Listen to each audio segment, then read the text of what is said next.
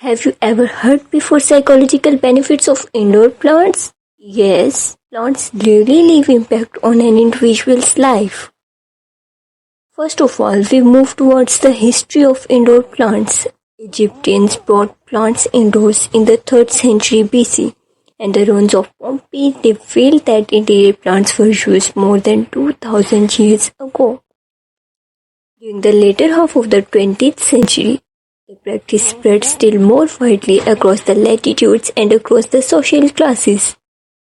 There are few reasons for the advancements of the indoor plants, which includes lower transportation, production costs, changes in the interior design practices, and the normalization of the higher indoor temperature.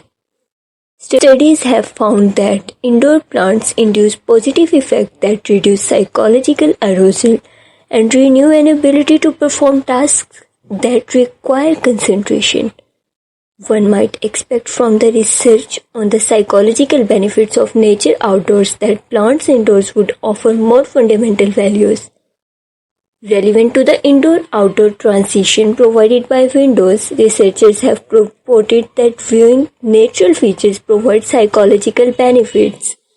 People in modern societies spend most of their time indoors. Indoor plants offer them some of the same benefits provided by experiences of the nature outdoors. The psychological benefits provided by indoor plants includes cognition, emotion, change, and physiology that are positively valued and or enhance effectiveness and adaptive capacity.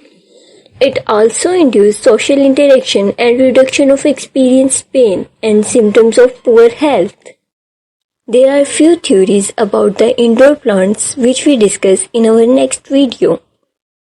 Till that, stay tuned, stay connected. Have a good day.